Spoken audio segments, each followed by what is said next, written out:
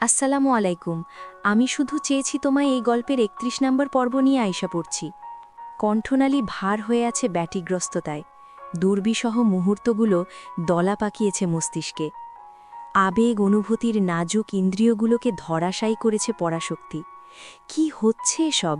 কেনই বা ফিরে এসেছে নিষিদ্ধ দুনিয়ার হৃদয়হীন জানোয়ারটা? আবার কি চায় সে? হৃদগহীনে প্রথম প্রেমের অভিশপ্ত অধ্যায় ছিল অরণ্য, যাকে ঘৃণা করার অধিকার থাকলেও উপেক্ষা করার শক্তি ঈশানীর নেই। বক্ষপিঞ্জরে প্রথম ভালো লাগা সেই শূন্য নির্জীব চোখজোড়া যে এখনও মহাবিষ্টের মতোই টানে ওকে। মুহূর্তেই এলোমেলো করে তোলে আত্মসংযমের প্রগাঢ় অভিলাষ। ঠিক ভুলের দিশে হারিয়ে বিবেক বিবর্জিত ইচ্ছেরা গ্রাস করে মস্তিষ্ক। অথচ ঈশানী ঘৃণা করে ওই অত্যাচারী পাপিষ্ঠকে, ভয় করে তার গ্রহ দোষের ন্যায় নৃশংস নির্জীবতাকে। এমন একটা নিষ্ঠুর হৃদয়হীন লোকের চোখ দুটোর মাঝেই কেন রাজ্যের মায়া ছড়িয়ে দিলেন ওপরওয়ালা? কেন তার চোখের দিকে তাকালে ঘৃণিত সত্তা খেই হারায়? দ্বিধাগ্রস্ততায় বানভাসী হয় অনুভূতির জোয়ার। তবে এবার আর নিজের ওপর ভরসা কিংবা বিশ্বাস কোনোটাই অবশিষ্ট নেই ঈশানীর। ও ঠকেছে। হৃদয়হীন লোকটা ওকে ভীষণভাবে ঠকিয়েছে। ভালো মানুষের মুখোশ পরে ছুরিকাঘাতে ক্ষতবিক্ষত করেছে নাজুক অন্তঃকরণ। সে যতই সুদর্শন হোক না কেন, এই মানুষটাকে কেবল ঘৃণাই করা যায়। একটা মাফিয়া টেরোরিস্ট কখনো ক্ষমতার স্বার্থের বাইরে গিয়ে কারোর ওপর দয়া দেখায় না। ধীরে ধীরে ঈশানীও এখন বিশ্বাস করে নিয়েছে এই তিক্ত অভিজ্ঞতাকে। ও বিশ্বাস করে এরিস একটা হৃদয়হীন, এই পৃথিবীতে যার সত্যিই কোনো দুর্বলতা নেই। তাছাড়া হুট করে বাংলাদেশে ফিরে আসা যে মাফিয়া বসের নতুন কোনো ম্যানিপুলেটিভ কৌশল নয়, কে গ্যারান্টি দিতে পারে তার? হতেও পারে ঈশানীর মতোই অন্য কোনো মেয়েকে লক্ষ্য বানিয়ে নতুন কোনো কৌশলী ফাঁদ সাজাচ্ছে সে। এলোমেলো ভাবনায় বুধ হয়ে গন্তব্যহীন হাঁটছে ঈশানী। বহু আগেই বাঁধ ভেঙেছে অশ্রুপ্লাবন। নিগূঢ় বেদনায় সিক্ত হৃদয়, টলমলে ঝাপসা চাহনি। সেভাবেই ধীর পদক্ষেপে একটু একটু করে সামনে এগোচ্ছিল মেয়েটা। ঘণ্টাখানেক আগের ধ্বংসযজ্ঞের রীতি ঘটিয়েছে দমকল বাহিনী। নিহতের সংখ্যা খুব বেশি না হলেও ক্ষতক্ষতির পরিমাণ ব্যাপক। সেই নিয়েই বাগবিতণ্ডায় মুখরিত চারিপাশ। কেউ কেউ স্বজন হারিয়ে বুক ফাটা আহজারিতে মত্ত। আশেপাশের বিষণ্ণ আবহ ছুঁতে পারল না ঈশানীকে। নিষ্ফল পদধ্বনিতে রেস্ট্রিক্টেড এরিয়া ছাড়িয়ে বিচের অভিমুখে এগিয়ে গেল মেয়েটা। এদিকে খানিকটা নিস্তব্ধ পরিবেশ। বক্ষ গহ্বরে জমানো কান্না নিশ্চিন্তে উগরে দেওয়ার মতো শুনশান নিরিবিলি বেলাভূমি। চোখের সামনে বিশাল জলরাশির ছলাৎ উর্মিমালা ভীষণ গর্জন করে ধেয়ে আসছে এদিকে, যেন সাগরকন্যার অনিমেষ চালচলন। নিস্প্রথ নয়নে সেদিকে দৃষ্টি ফেলল ঈশানী। পরমুহূর্তেই চিত্তাকর্ষক ক্রন্দনধ্বনিতে ভারী হয়ে উঠল অমানিসার আকাশ বাতাস। কাঁদতে কাঁদতে চিকচিকে বেলাধূমিতে আচানক ধপ করে বসে পড়ল মেয়েটা। তবে অভিমানী নোনা জলে দীর্ঘক্ষণ বুক ভাসানো হল না ওর। তার আগেই দৃষ্টিগোচর হল জটলা পাকানো মানুষের অচেনা পদযুগল। মানুষের উপস্থিতি টের পেয়ে তড়িৎ গতিতে চোখ মুছল ঈশানী। পরিস্থিতি বুঝে ওঠার প্রয়াসে উঠে দাঁড়াল তৎক্ষণাৎ। আধারের মাঝে সূক্ষ্ম দৃষ্টিপাত করল সম্মুখে। দেখল একটা আহত অবয়বকে ধরাধরি করে স্ট্রেচারে তুলছে সকলে। হাতের কাজে অবিরত থেকে উদ্গ্রীব স্বরে আচমকা বলেওছে, তাড়াতাড়ি কর, শ্বাস এখনো আছে মনে হয়, হাসপাতালে নিতে নিতে বাঁচবে কিনা সন্দেহ। এতক্ষণে ঈশানী ঠাঁওর করল এরা সবাই স্বেচ্ছাসেবী। একটু আগের ঘটনার প্রেক্ষিতে আহত লোকগুলোকে রেস্কিউ করছে বোধহয়। তখনই অন্য একজন বিস্মত স্বরে বলে ওঠে, ইস, কি অবস্থা করেছে! চাপাতি দিয়ে কুপিয়েছে, শরীরটা একদম ক্ষতবিক্ষত। আর হাতের দিকে লক্ষ্য কর, আঙ্গুলগুলো একটাও নেই, ভারী বস্তু দিয়ে থেতলে দেওয়া হয়েছে বোধহয়। আমার মনে হচ্ছে কেউ প্রতিশোধ পরায়ণ হয়ে করেছে এমনটা। ছেলেটার কথায় ভয় আতকে উঠল সকলে। একজন চট করেই মোবাইলের ফ্ল্যাশ চালিয়ে বলে, কি বলিস, দেখি তো।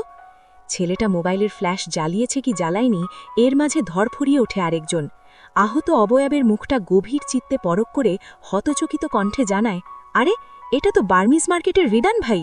হাসি খুশি প্রাণোচ্ছল একটা মানুষ, এত বছরে কারোর সঙ্গে কখনো ঝামেলা হতে দেখিনি। পুরো মার্কেটে সবার খুব স্নেহের রিদান ভাই। ভাইয়ের এ অবস্থা কে করল তাহলে? আঙ্গুলের যা অবস্থা, মনে হচ্ছে প্রাণে বেঁচে গেলেও সারা জীবনের জন্য পঙ্গুত্ব বরণ করে নিতে হবে। ছলকে উঠল হৃদযন্ত্র। অদূর থেকে হৃদার নামটা শুনতেই আতঙ্কে মুখ থেকে রক্ত সরে গেল ঈশানীর।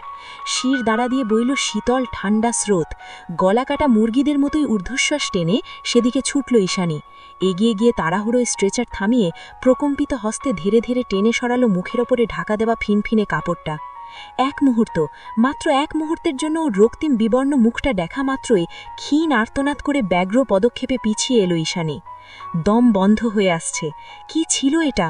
একটু আগেও চোখের সামনে হাসি মুখে ঘুরে বেড়ানো জলজান্ত মানুষটা এখন মৃত্যুপথযাত্রী। সদা হাস্যোজ্জ্বল মুখটা নিমেষেই ঢাকা পড়েছে গলগলে রক্তিম প্রবাহের অন্তরায়ে। কি বিভৎস, কি নারকীয় এ দৃশ্য, বলে বোঝানোর নয়। ফের শ্বাস টেনে তোলার বৃথা প্রচেষ্টা চালালো বিস্মত মেয়েটা। কাপা হাতটা আলগোচে মুখের উপর রেখে কাঁদতে কাঁদতে অস্পষ্ট আওয়াজে বিড়বিড় করে বলতে লাগল, কি হচ্ছে এসব? কেন আমার আশেপাশের মানুষগুলো বারবার এভাবে আঘাতপ্রাপ্ত হচ্ছে? কে করছে এসব? কি চায় সে? প্রচণ্ড ক্ষোভ আর অভিমানের মিশলে ভেতরের জড়তা ভুলে বেঘরে গলা ছেড়ে চিৎকার করে উঠল ঈশানী। সাগরের ভারী গর্জনের আড়ালে ওর এহেন আত্মচিৎকার বড্ড মিহি শোনাল। কি চায় সে? মৃদু শ্বাস ফেলে কম্পিত স্বরে ফের একই বুলি আওড়াল মেয়েটা। গভীর নিস্তব্ধতায় বিষাদিনীর ব্যথাতোর কান্নারা কুণ্ডলি পাকালো নৈস্বর্গে।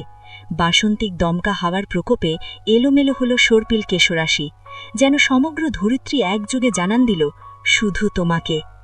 রক্তাক্ত চাপাতিটা গভীর সমুদ্রে ছুঁড়ে ফেলে টিস্যু দিয়ে হাত মুছতে মুছতে পেছনে ঘাড় ঘোরাতেই থমকাল তুষার। আবছায়া আলোতে অবলোকন করল একজোড়া উচাটন অক্সিপুট। ল্যাপটানো কাজলে মোড়া গভীর কৃষ্ণগহ্বর এদিকেই চেয়ে আছে নিষ্প্রভ। প্রখর বুদ্ধিমত্তা সম্পন্ন তুষার 1 মিনিটের অধিক সময় অতিবাহিত করল না চোখ দুটোকে চেনার জন্য। 1 মিনিট পেরোতেই অপর প্রান্তে দাঁড়ানো মানুষটার উদ্দেশ্যে থমথমে গলায় প্রশ্নবাণ ছুড়ল, কি চাই? তুষারের রজাচিত বাক্যটুকু কর্ণকুহর ভেদ করতে নড়চড় করে উঠল নিঝুম। আড়ষ্টতায় খামচে ধরল শাড়ির আঁচল। সবসময় গড়গড় করে কথা বলতে যাওয়া অতি উৎসাহী মেয়েটা আজ কেমন গুটিয়ে গেল অজ্ঞাত আড়ষ্টতায়। নিঝুমের নীরবতায় ভ্রূ কুচকাল তুষার। ফের একই স্বরে বলল, কি হলো? কথা নেই মুখে? কয়েক দফা শুষ্ক ঢোক গিলে এতক্ষণে ম্লান আলাজে প্রত্যুত্তর করল নিঝুম, আপনি চিনেছেন আমায়? হাতের টিস্যুটা অদূরে ছুঁড়ে ফেলে বিস্তার বেলাভূমি ধরে নিঃশব্দে হাঁটতে ধরল তুষার। যেতে যেতে ভাবলের স্বরে বলল, তুষার একবার যাকে গভীর দৃষ্টে লক্ষ্য করে তাকে এ জীবনে ভোলে না। তুষারের প্রত্যুত্তর শুনে ভেতর ভেতর খুশি হল মেয়েটা। ঝরঝর করে বিলীন হল তার আড়ষ্টতার মিকি অভিব্যক্তি। মুহূর্তেই কথার জোয়ারে উদ্ভাসিত হল সমগ্র অস্তিত্ব। রাতের আধারে জুতোজোড়া খুলে হাতে নিয়ে অজান্তেই পিছু নিল লোকটার। সাগরের কোল ধরে এগোতে এগোতে বলল, আপনি জানেন, আমি আপনাকে এখানে দেখে সত্যি খুব অবাক হয়েছি। ভাবতে পারিনি এভাবে দেখা হবে। তবে এখন মনে হচ্ছে কক্সবাজার আসাটা পুরোপুরি সার্থক হল। তুষার নির্বিকার, ওর মাঝে ভাবান্তর নেই কোনো রূপ। হাঁটছে তো হাঁটছেই। আপনি জানতে চাইবেন না কিভাবে খুঁজে পেলাম আপনাকে? আসলে আপনার জ্যাকেটের ব্র্যান্ড। তুষারের শূন্য অভিব্যক্তি লক্ষ্য করে দীর্ঘশ্বাস ছাড়ল নিঝুম। কথা ঘুরিয়ে বলল, আচ্ছা সে বাদ দিন, কেমন আছেন তাই বলুন। আপনার শুটিংয়ের কাজ কত দূর? এতক্ষণে পদচ্ছনি স্থির করল তুষার। আড়ালে অস্বস্তির তপ্ত শ্বাস ছেড়ে বলল, এত কথা কেন বলছো? আমি তোমাকে বলেছি যে আমি শুটিং করি? আমাকে দেখে কি অ্যাক্টর মনে হয়? কথার পারদে অপ্রতিরোধ্য নিষেধাজ্ঞা। নিঝুম যথেষ্ট জ্ঞানী মেয়ে। তুষারের বিরক্তি ধরতে সময় লাগল না ওর। তাও জড়ানো গলায় এলোমেলো শব্দযুগল উগড়ে দিল মেয়েটা, না মানে আপনি সেদিন বলেছিলেন আপনি ভিলেন। আর নিঝুমের কথা শেষ হওয়ার আগেই বিদ্রুপাত্মক হাসল তুষার। বলল, আর তুমি ধরেই নিয়েছ যে আমি সিনেমার ভিলেন, তাই তো? রিডিকিউলাস।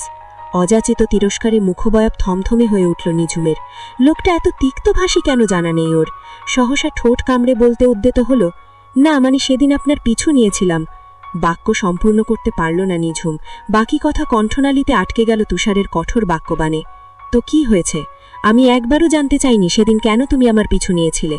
এসব তুচ্ছ জিনিস জানানোর জন্য এত নাচানাচি করার কি কারণ? অযথা বিপদকে গ্রাস করতে এসো না, অস্তিত্বহীন হয়ে পড়বে। শেষ কথায় ধারালো কর্তৃত্ব, দিশাহীন তার গভীরতা।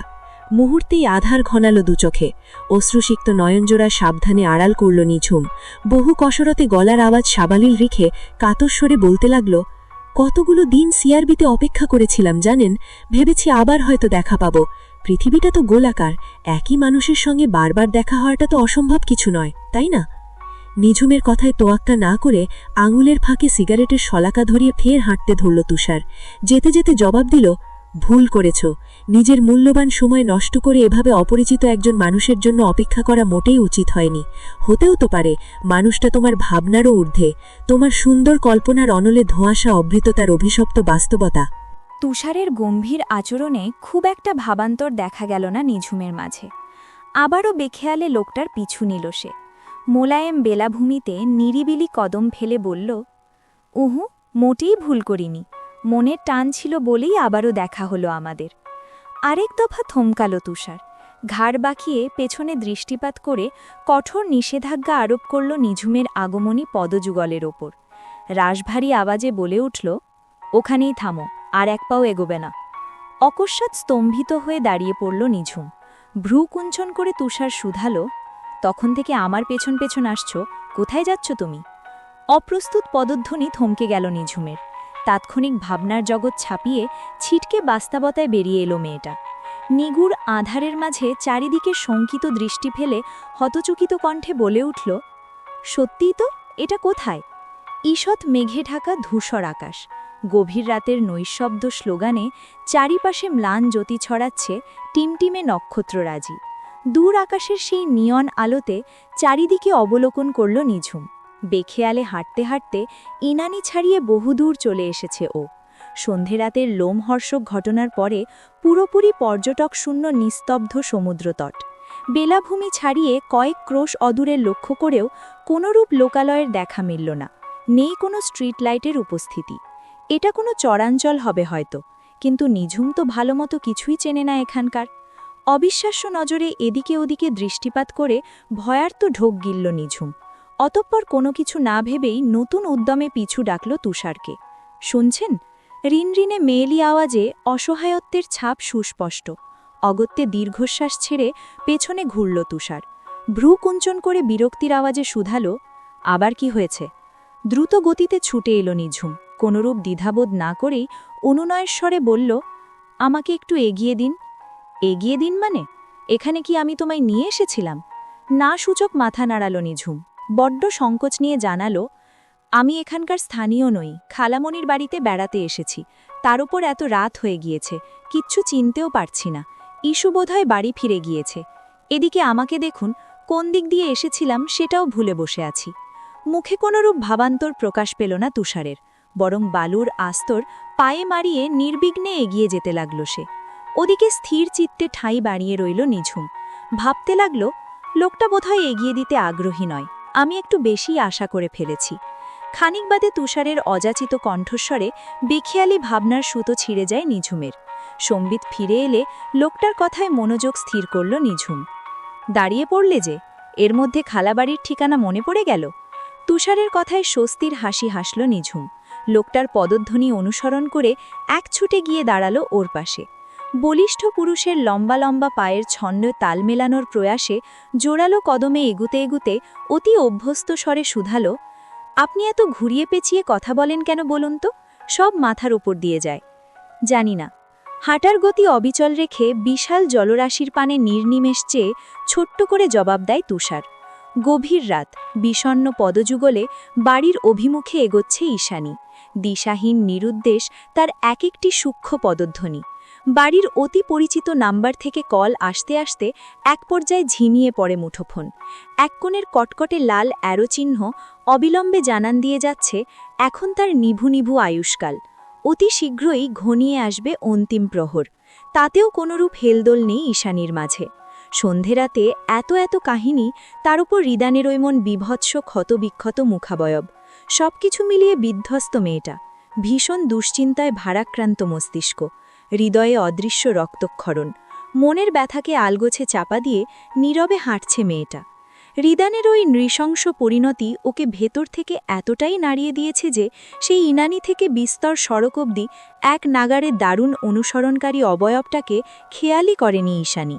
আগন্তুকের প্রতিটি পদধ্বনি ছিল টালমাটাল। কখনো কখনো ইস্যুর খুব কাছে, আবার কখনো অনেকটা দূরে দাঁড়িয়ে তীক্ষ্ণ চোখে যুবতী মেয়েটাকে অবলোকন করছে সে। বেশ কৌশলের সাথে অতিক্রম করছে রাস্তার প্রতিটি মোড়। তবে খুব বেশিক্ষণ স্থায়ী হল না তার এই অনুসরণ কৌশল। মস্তিষ্কের স্থিতিশীলতা ধরে রাখতে না পেরে শরীরের নিয়ন্ত্রণ হারিয়ে হুট করে হাতের মাঝে থাকা বিয়ারের ক্যানটা পড়ে গেল রাস্তায়। মুহূর্তেই ঝনঝন করে মুখরিত হল নিস্তব্ধ চারিপাশ। অন্ধকার নিরিবিলি রাস্তায় এহেন তীক্ষ্ণ আওয়াজ সোজা গিয়ে ঝংকার তুলল ঈশানীর কানে। অকস্মাৎ আওয়াজে ছলকে উঠল হৃদয়। বেমালুম ভয়ের তোড়ে তীর করে প্রকম্পিত হল সর্বাঙ্গ। তৎক্ষণাৎ সচকিত হয়ে ধীর গতিতে পেছনে চোখ ঘোরাল ঈশানী। দেখল ওর খুব কাছেই দাঁড়িয়ে আছে ভিআইপি গোছের একটা 60 লোক। নেশার তোড়ে বুধ হয়ে আছে সে। মাঝ সমুদ্রের তরঙ্গোচ্ছ্বাসের মতোই এদিক ওদিক দোল খাচ্ছে তার ভারী মস্তক। গভীর রাতে শুনশান নিরিবিলি রাস্তায় এহেন নেশাগ্রস্ত মানুষের উপস্থিতি লক্ষ্য করে ইতকে উঠল ঈশানী। লোলুপ গিষ্টে এদিকেই চেয়ে আছে লোকটা। অভিব্যক্তিতে তার ভীষণ ধূর্ততা। নিটোল দর্শনে এক মুহূর্ত পরখ করে কোনরূপ সময় নষ্ট করে না ঈশানী। আশেপাশের কোনো কিছু পরোয়া না করে ভারী পদযুগলে এগোতে লাগল সম্মুখে। ঈশানীর সঙ্গে তাল মিলিয়ে হাঁটার গতি দ্বিগুণ করল লোকটা। ফলস্বরূপ খুব বেশি দূর যাওয়ার আগেই ওর ছায়া অতিক্রম করল অবয়বটি। অবশেষে আতঙ্কের চরম সীমানায় পৌঁছে দিয়ে অকস্মাৎ টেনে ধরল ঈশানীর শাড়ির আঁচল। তৎক্ষণাৎ রিন করে উঠল আঁচলে লাগানো এরিসের মেটালিক ব্রেসলেটটা। এটা কি? তমসার মাঝে টলটল করে ব্রেসলেটটার পানে গভীর দৃষ্টিপাত করে অস্ফুটে বলে ওঠে সে। সঙ্গে সঙ্গে এক ঝটকায় লোকটার হাত থেকে আঁচল সরায় ঈশানী। ভেতরের ভয়ডর একপাশে রেখে কর্কশ গলায় ঝাঁঝিয়ে উঠল মেয়েটা। সমস্যা কি? তখন থেকে আমাকে ফলো কেন করছেন? যেদিক থেকে এসেছেন সেদিকে যান, এক্ষুনি যান। অন্ধকারের মাঝে আঙুল উঁচিয়ে রিসোর্টের পানে ইশারা করল ঈশানী। ঈশানীর ইশারায় একপল পেছনে দৃষ্টিপাত করে খ্যাক খ্যাক করে ক্রূর হাসল লোকটা। বিশ্রী হাসির আওয়াজে ভরকালো ইস্যু। বিতৃষ্ণ নয়ন জুড়ে ঘনীভূত হল আতঙ্ক। কিয়ৎক্ষণ পরে হাসি থামালো সে। মাতাল ভঙ্গিতে বলল, সুগার ড্যাডিকে পছন্দ হয়নি মামুনি?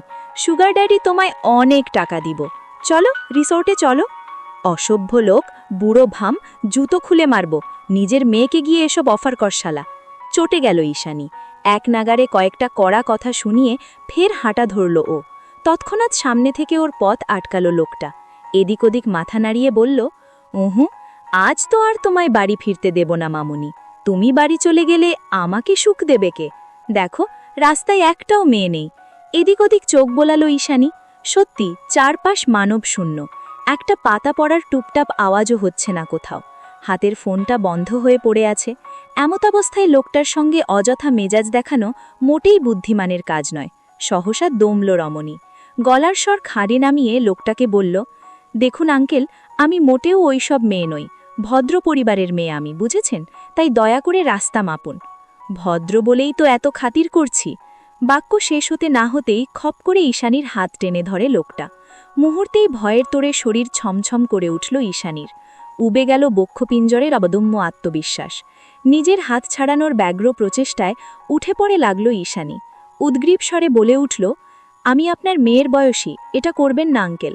আমি জানি হয়তো আপনি নেশার ঘরে এসব অনৈতিক কাজ করছেন, কিন্তু এটা মোটেও সমীচীন নয়। দয়া করে হাতটা ছাড়ুন। ঈশানীর কথায় বিন্দুমাত্র হেলদোল হল না লোকটার, বরং মজার ছলে ফের অন্য হাতটা টেনে ধরল সে। কৌতুক হেসে বলল, মেয়ের বয়সী? মেয়ে তো আর নও। তাছাড়া কচি জিনিস বরাবরই বেশ পছন্দ আমার। শেষ কথাটা বলতে না বলতেই লোকটার মুখের ওপর থুতু ছুঁড়ে মারল ঈশানী। কিছুক্ষণ নীরব থেকে বড্ড হেয়ালি করে মুখের ময়লাটুকু পরিষ্কার করল লোকটা। অতঃপর ভীষণ ক্রোধান্বিত হয়ে চোখ রাঙিয়ে বলল, আমি কে জানিস? জানিস না তো? চল বোঝাবো তোকে আমি কে। তীক্ষ্ণ হস্তে ঈশানীর চুলের গোছা মুঠোয় নিল সে। শরীরের সমস্ত শক্তি প্রয়োগ করে মেয়েটাকে হেনে হিঁচড়ে গাড়ির কাছে নিয়ে যাওয়ার পায়তারা করতে লাগল ক্রমশ। রাগের তোপে ফোঁস ফাঁস করে গজরাচ্ছে সে। অপ্রতিরোধ্য বৈরী আচরণে অচিরেই ভেঙে পড়ল মেয়েটা। অপারাগ কান্নার জোয়ারে নিমেষে অশ্রুসিক্ত হল নীলাম্বরীর নয়ন। চেষ্টার কমতি না রেখেও লোকটার সঙ্গে কিছুতেই শক্তিতে পেরে উঠছে না ঈশানী। অগত্যা অনুনয় করছে অহেতুক। আঙ্কেল, দয়া করে ছেড়ে দিন, আপনি আমার বাবার মতো। লোকটা ছাড়ল না, চুল ধরে টানতে লাগল জোর হস্তে। ঠিক তখনই আগন্তুক মার্সিডিসের হেডলাইটের আলোয় চোখ ধাঁধিয়ে উঠল ওদের। সেই সঙ্গে একচ্ছত্র হর্নের তীক্ষ্ণ আওয়াজে ঝালাপালা হল কর্ণকুহর। মাত্রাতিরিক্ত আওয়াজে এক হাত কানে আবদ্ধ করে তৎক্ষণাৎ চোখ বুঝল ঈশানী। ওদিকে মানুষের উপস্থিতি টের পেয়ে হাতের বাঁধন ঢিলে করল লোকটা। শুষ্ক ঢোক গিলে অস্পষ্ট আওয়াজ বের করল মুখ থেকে। কে? ওপাশ থেকে জবাব এলো না কোনরূপ। হর্নের আওয়াজ বন্ধ হলো এবার। হর্নের আওয়াজ বন্ধ হতেই তড়াক করে চোখ খুলল ঈশানী। হেডলাইনের তির্যক দুতিতে ফকফকে পরিষ্কার দৃশ্যপট। সহসা লোকটার হাত থেকে ছাড়া পেয়ে ঈশানী এক ছুটে চলে গেল গাড়ির নিকট। লাগোয়া টিন্ডের জানালায় টকটক আওয়াজে কড়া নেড়ে বলল, ভেতরে কে আছেন? প্লিজ হেল্প করুন, এই নেশাগ্রস্ত লোকটা তখন থেকে অসভ্যতা করছে। উইন্ডো নমিত হল না জানালার, বরং ঠাস করে খুলে গেল গাড়ির দরজা। আচানক কাণ্ডে 2 কদম পিছিয়ে গেল ঈশানী। আলো আধারির মাঝে দৃশ্যমান হল লম্বা মতো চমৎকার এক পুরুষালী অবয়ব। না, লোকটা এরিস নয়। এরিসের মতো মেদহীন অ্যাবসযুক্ত পেটানো শারীরিক গঠন না হলেও ছিমছাম গড়নের লম্বাটে সুদর্শন যুবক সে। পরনে গ্রে সোয়েটশার্ট আর ব্যাগি ডেনিম, পায়ে হোয়াইট স্নিকার্স, ঝরঝরে চুলের মাঝে ঈষৎ বাদামি প্রলেপ তার। তবে মাস্কের কারণে মুখ দেখার জো নেই। আর না তো এমন একটা টানাপোড়ন সময়ে ঈশানীর তাকে দেখার আগ্রহ জেগেছিল কোনরূপ। লোকটা গাড়ি থেকে নেমে এলে ক্রন্দনরত ঈশানী সাহায্যের অনুনয় করল ফের। আমাকে একটু হেল্প করুন প্লিজ। তৎক্ষণাৎ মুখের উপর থেকে আলগোছে মাস্ক সরালো লোকটা। সম্মোহনী হেসে মেয়েটাকে ধাতস্থ করে বলল, চিন্তিত হবেন না, আমি আছি তো। চেহারার মতোই চমৎকার তার শিশু সুলভ মৃদু হাসির তোরণ। অথচ লোকটাকে দেখে অহেতুক ভ্রু কুচকাল ঈশানী। আশ্চর্য হলেও মুখটা ভীষণ চেনা চেনা ঠেকল ওর নিকট। কিন্তু মানুষটা তো অপরিচিত, হতেও পারে মার্কেটের কোনো কাস্টমার। ফলস্বরূপ খুব বেশি ব্যতিগ্রস্ত হল না ঈশানী। আজে বাজে চিন্তা মাথা থেকে বের করে ফের চোখ ঘোরালো সম্মুখে। হেডলাইটের একচ্ছত্র আলোয় কোথাও উপস্থিতি নেই মাতার লোকটার। বিস্ময়ে কিংকর্তব্য বিমোড় ঈশানী। চকিতে বলে উঠল, আশ্চর্য, গেল কোথায় অসভ্য লোকটা? পুনরায় মৃদু হাসল বিপরীত প্রান্তের যুবক। নদীর মতো শান্ত স্বরে বলল, পালিয়েছে বোধহয়। স্বস্তিতে দীর্ঘশ্বাস ছাড়ল ঈশানী। হাতের পিঠ দিয়ে নীরবে চোখের জলটুকু মুছতে মুছতে বলল, আপনার জন্য খুব বড় বিপদ থেকে বেঁচে গেলাম আজ, ধন্যবাদ আপনাকে। লোকটা জবাব দিল না। দ্বিধাহীন নজরে বিমুগ্ধ হয়ে চেয়ে রইল মেয়েটার টলমলে নীল চোখের পানে। নিষ্প্রভ নয়নে বিমোহিত অভিব্যক্তি তার। চোখের মাঝে অবাক দৃষ্টি ধরে রেখে অস্ফুটে বলে উঠল, ব্লু আইড, ইন্টারেস্টিং। কিছু বললেন? অস্পষ্ট আওয়াজের বিপরীতে প্রশ্ন ছুড়ল ঈশানী। অকস্মাৎ মেয়েলি কণ্ঠের দাপটে ধ্যান ভাঙল যুবকের। তৎক্ষণাৎ এপাশ ওপাশ মাথা নাড়িয়ে না জানালো সে। বড্ড বেশি নাজুক দেখালো তার ভাবাবেগ, যেন কোনো কিছুর চৌম্বকীয় আসক্তিতে টালমাটাল তার অস্তিত্ব। ঈশানী কথা বাড়াল না আর, ধীর গতিতে পা বাড়ালো সামনে। তৎক্ষণাৎ পিছু ডাকল যুবকটা। জিভের ডগায় আলতো ঠোঁট ভিজিয়ে জানালো, আঁচলের সঙ্গে কিছু একটা আটকে আছে আপনার। নিগুড়ো নয়নে আঁচলের পানে চাইল ঈশানী। রঙিন সুতোয় জুৎসই আটকে থাকা ব্রেসলেটটাতে অহেতুক হাত বুলিয়ে দীর্ঘশ্বাস ছেড়ি বলল, জানি। সন্তুষ্টির ছিটে ফোটা নেই মাহিনের। অযচিত কারণবশত ভেতর ভেতর হাঁসফাঁস করছে ছেলেটা। এক পর্যায়ে সংকোচে রীতি টেনে দ্বিতীয়বারের মতো ডেকে উঠল মেয়েটাকে। ফের ঘুরে দাঁড়ালো ঈশানী। শুধালো, কিছু বলবেন? তোমার না মানে আপনার নামটা জানতে পারি? বড্ড ভীরু শোনালো মাহিনের কণ্ঠস্বর, ইতস্ততায় ঠাসা। ঈশানী, ঈশানী তুজ কর্নিয়া। ভদ্রতার খাতিরে আনমনে প্রত্যুত্তর করে তাড়াহুড়ো বাড়ির ভেতর চলে গেল ঈশানী। ওদিকে নামটা শোনা মাত্রই হতচকিত হল মাহিনের দুনয়ন। অযাচিত ভাবনায় বুধ হয়ে একাই বিড়বিড়ালো সে, এটা সেই মেয়েটা না তো? হোলি শেট! রাত তখন গভীর। বিস্তৃত সমুদ্র তট থেকে অচিরেই ভেসে আসছে উর্মিমালার ভয়াল গর্জন। সমগ্র ইনানি জুড়ে বিরাজ করছে ভয়াবহ নিস্তব্ধতা। রিসোর্টের সব কটা জানালার কাঁচ নামানো। চারিদিকে হিমেল হাওয়ার অসহনীয় উৎপীড়ন। আজ রাতের অন্তিম নৃশংসতার ইতি টেনে মাত্রই কক্ষে প্রবেশ করেছে এরিস। হাতে তার রক্তরঞ্জিত ধারালো কুঠার। দুহাত বেয়ে টপটপ করে গড়িয়ে পড়ছে তরতাজা রক্তস্রোত। উজ্জ্বল কঠিন মুখমণ্ডল থেকে শুরু করে সমগ্র শরীর জুড়ে জবজবে তাজা রক্তের নিদারুণ অস্তিত্ব। আগামীকাল প্রথম প্রহরেই যে কক্সবাজারে কোনো এক অজ্ঞাত মানবের বিভৎস লাশের সন্ধান পাওয়া যাবে সে ধারণা সুস্পষ্ট, কিন্তু কার? কিয়ৎক্ষণ সময় নিয়ে চোখ বুজে গভীর শ্বাস টানল এরিস। অতঃপর ভেতরের আহত বাতাসটুকু নির্বিকারে বের করে অদূরে ছুঁড়ে মারল হাতের রক্তাক্ত মারান অস্ত্রটা। পরপর শরীর থেকে টেনে টেনে খুলতে লাগল রক্তে ভেজা শার্ট, স্যান্ডো, গেঞ্জি সবকিছু। রক্তসিক্ত কাপড়গুলো মেঝেতে ফেলে সফেদ বিছানায় গা এলিয়ে দিল এরিস। শটান হয়ে নয়, বরং পায়ের অংশ এখনও মেঝেতে ছুঁই ছুঁই তার। সেভাবেই ভয়াল নিস্তব্ধতায় কেটে গেল বেশ কিছু প্রহর। এক পর্যায়ে অসহনীয় এই নীরবতার ইতি ঘটাল মাফিয়া বস। ফোনের পাওয়ার অন করে বিনা বাক্যে ডায়াল করল কাউকে।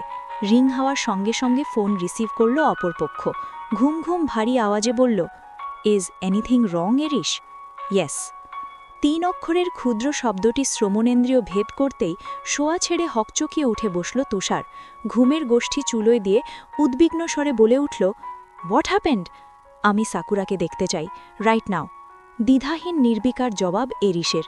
ওর জবাব শুনে অবাকের চরম সীমানায় পৌঁছল তুষার। অবিশ্বাস্য গলায় বলল, আর ইউ ইনসেন এরিশ? No, I'm not. তাহলে এত রাতে সাকুরাকে কেন খুঁজছেন? আমরা বিড়িতে আছি, ভুলে গেলেন? এখানে চেরি ব্লসম কোথায় পাব? তুষারের জুৎসই হেয়ালিপনা মুহূর্তেই ধরে ফেলল এরিশ। সহসা কথার পারদে গাম্ভীর্য টেনে বলল, are you kidding with me Tushar? জোরপূর্বক কেসে উঠল তুষার। গলার স্বর খাদে নামিয়ে অসহায়ের মতো বলল, এটা ঘুমানোর সময় এরিশ, এখন ব্যাপারটা একটু বাড়াবাড়ি হয়ে যাবে না? না মানে সকালেও তো। কথা শেষ করতে পারল না তুষার। তার আগেই মুখের ওপর বেপরোয়া বাক্য ছুঁড়ে মারল এরিশ, আই ডোন্ট কেয়ার। আড়ালে দীর্ঘশ্বাস ছাড়ল তুষার। বলল, একটা কথা বলি এরিশ? বলে ফেলো। মানুষ প্রেমে পড়লে তার আচার আচরণে একটু একটু হিরোদের বৈশিষ্ট্য প্রস্ফুটিত হয়, আর আপনি দিন দিন ভিলেন হয়ে উঠছেন। তুষারের কথায় নির্বিঘ্ন এরিশ কেবল শূন্য অভিব্যক্তিতে জানাল, আমার গল্পে ভিলেন হিরো দুটোই আমি, এখানে থার্ড পার্টির কোনো চান্স নেই। মাঝরাতে নির্ঘুম ঈশানী। পুরো বাড়িতে ওই একটা ঘরেই আলো জ্বলছে টিমটিমিয়ে। আজ রাতটা বড্ড বিভীষিকাময়। একের পর দুর্ঘটনা ঘটেই গেল শুধু। চোখের সামনে এত এত কাহিনী ঘটার পরে বাড়িতে ফিরে মায়ের অনর্গল তিক্ত ভৎসনা। সব মিলে দুচোখ হারিয়েছে ঘুমের ক্লেশ। রুমে ফিরে ঘণ্টাখানেক একধারে চোখের জল বিসর্জন দিয়ে অবশেষে গোসলে ঢুকেছে বিষাদিনী। শরীরটা ভিজিয়ে এলে যদি ঘুমের দয়া হয় মোটে। এরই মাঝে খোলা জানালা ভেদ করল সুঠাম দেহি বলিষ্ঠ এক অবয়ব। ওভারসাইজ কালো হুডি, বেসবল ক্যাপ আর মাস্কের অন্তরালে আগাগোড়া মোড়ানো সে। হুডিটার বুকের কাছের চেনটা খানিক খোলা, যার জরুন তার গৌরবর্ণের ঢেউ খেলানো বক্ষদেশ স্পষ্ট দৃশ্যমান। রুমে প্রবেশের পর রয়ে শয়ে এদিক ওদিক নির্লিপ্তে চোখ ঘোরালো আগন্তুক। চোখে মুখে দ্বিধাহীন নির্জীবতা, যেন রুমের মালকিন আদতে কোথায় আছে তা অবগত সে। সহসা একটু একটু করে সামনে এগোলো অশরীরীর ন্যায় যান্ত্রিক পদযুগল। ভেতরের দিকে কয়েক কদম এগিয়ে আসার সঙ্গে সঙ্গে সুপরিচিত ভ্যানিলার মোহিত সুগাসের এক তরঙ্গোচ্ছ্বাস খেলে গেল আগন্তুকের সমগ্র অস্তিত্বে। মাস্কের আড়াল থেকে বিমোহিত শ্বাস টেনে সেই সুঘ্রাণটুকু আহরণ করল আগন্তুক। তৎক্ষণাৎই তার দৃষ্টি স্থাপিত হল মিনি ক্যাবিনেটের উপর সাজিয়ে রাখা একগুচ্ছ রাঙা গোলাপে। তৎক্ষণাৎই চোখের আবহ বদলে গেল মানবের। চিরাচরিত কঠিন পাশবিক রূপ ধারণ করল সেগুলো। মাফিয়া বসের হৃদয়হীন সত্তারা মুহূর্তেই জাগ্রত হল অস্তিত্বে। অগত্যা দাপুটে কদমে ফুলগুলোর দিকে এগিয়ে গেল এরিশ। অতঃপর এক ঝটকায় সবগুলো ফুল মেঝেতে ছুঁড়ে সেগুলোকে বুটের নিচে পিষতে লাগল অহর্নিশ। যেন এগুলো ফুল নয়, এরিশের চিরস্থায়ী শত্রুদের চিতিয়ে দেওয়া প্রশস্ত বুক। নিজের কাজে অবিরত এরিশ। এরই মাঝে ওয়াশরুম থেকে বেরিয়ে এলো ঈশানী। ঘুমানোর জন্য জুৎসই একটা ফিনফিনে টি শার্ট আর ট্রাউজার পরে তোয়ালের সাহায্যে মাথা মুছতে মুছতে সামনে এগোচ্ছিল মেয়েটা। তবে রুমের মধ্যে অকস্মাৎ এক কালো অবয়বের স্পষ্ট উপস্থিতি লক্ষ্য করে মুহূর্তেই হৃদযন্ত্র থমকে গেল ওর। আচানক ঘটনায় অন্তরাত্মা ধরফর করে উঠল তৎক্ষণাৎ। কণ্ঠনালীর শব্দ রোধ করে রেখেছে পরাশক্তি, তাও দিশেহারা হয়ে ঘর কাঁপিয়ে চিৎকার দেওয়ার প্রয়াস চালালো মেয়েটা, কিন্তু সেসবের সুযোগ দিল না এরিশ। ভয়ার্থ নিগূঢ় চিৎকার কণ্ঠনালী ভেদ করার আগেই দ্রুত এসে ছো মেরে মুখ চেপে ধরল মাফিয়া বস। কঠোর বাধা প্রদান করে মুখ দিয়ে উচ্চারণ করল বেনামি শব্দবান, থমকল ঈশানী। জলজলে পাথর খচিত আইব্রু পিয়ার্সটা দৃষ্টিগত হতেই দু নয়নে উদ্ভাসিত হল দ্বিগুণ আতঙ্ক। তৎক্ষণাৎ কম্পিত স্বরে আওয়াজ করল মেয়েটা, আপনি? হ্যাঁ, আমি। মাস্কের আড়াল থেকে ভেসে এলো পরিচিত হাস্কির স্বর। এখানে কি চাই? তোমার কি মনে হয় কি চাই আমার? দেখুন, একদম ম্যানিপুলেট করার চেষ্টা করবেন না। এটা আমার বাড়ি। এখান থেকে আমাকে অপহরণ করা এত সহজ নয়। মা ঠ্যাং ভেঙে রেখে দেবে একদম। মেয়েটার ভীতগ্রস্ত কথায় নিঃশব্দে ফিচেল হাসল এরিশ। পরপরই বলে উঠল, তুমি প্রতিদিন রাতের বেলা শাওয়ার নাও কেন বলো তো? আর সব সময় এখানে বসেই কেন চেঞ্জ করতে হবে তোমায়? আমার জায়গায় অন্য কেউ হলে তার ঠিক কী ধরনের শাস্তি হতো সেটা ভাবলেই নিজের উপর নিজের আতঙ্ক ধরে যায় আমার। শেষ কথাগুলো ঠিকঠাক বোধগম্য না হলেও প্রথম কয়েকটা বাক্যে হতবিভ্বল হয়ে পড়ে ঈশানী। প্রবল দুশ্চিন্তায় আপনা আপনি ফাঁক হয়ে যায় ফিনফিনে কোমল ওষ্ঠাধর। অজান্তেই মুখের উপর এক হাত রেখে ধপ করে খাটের উপর বসে পড়ে মেয়েটা। অবিশ্বাস্য নয়নজোড়া এরিসের অবিব্যক্তিহীন শূন্য চোখে তাক করে সবেগে বলে উঠল, আপনিই তাহলে স্টকার? এতদিন ধরে আপনিই আমাকে এভাবে... বাক্য সম্পূর্ণ করতে পারল না ঈশানী। কুণ্ঠায় মাথা নমিত করে দুহাত আড়াআড়ি ভাঁজ করে রাখল বুকের ওপর। ওর উদ্বিগ্নতা বোধগম্য হতেই গ্রীবা বাঁকালো এরিস। মেয়েটার পানে খানিক ঝুঁকে মুখের সংস্পর্শে মুখ নিয়ে বলল, year smell is like mine. মোটেই না। চট করেই এরিসের কথায় আপত্তি প্রকাশ করে ঈশানী। ঘোর অসম্মতি জানিয়ে বলে, খুব ভালো মতো গোসল সেরেছি আমি, এখন মোটেই সেটা নেই। ঠোঁট বাঁকালো এরিস। ধূসর বাদামি চোখের দৃষ্টিতে তীক্ষ্ণতা ধরে রেখে হাস্কি গলায় বলল, that means before shower year smell was actually like mine. না। ঈশানীর ছেলেমানুষী আপত্তিকর আওয়াজ বড্ড আদুরে শোনাল। এরিস আর তর্ক এগোল না, নৈশব্দে পা বাড়াল জানালার অভিমুখে। এভাবে রাতের বেলা জানালা ডিঙিয়ে অবিবাহিত একটা মেয়ের ঘরে ঢুকেছেন, আপনার সত্যিই মনুষ্যত্ব নেই। পেছন থেকে কর্কশ বাক্য ছুড়ল ঈশানী। রমণীর আওয়াজে গতি স্থির করল এরিস। পেছনে না ঘুরেই জবাব দিল, ঠিকই বলেছ তুমি, you deserve better, but you have no option. তাই অহেতুক চিন্তা বাদ দিয়ে নিশ্চিন্তে ঘুমাও। কথা শেষ করে চোখের পলকে জানালা ডিঙিয়ে উধাও হয়ে গেল ব্লাডি বিস্ট। নিষ্প্রভ দর্শনে সেদিকে চেয়ে ব্যথাতুর হেসে স্বগতোক্তিতে বিড়বিড়াল ঈশানী, নিশ্চিন্ত? আপনি থাকতে দিলে তো।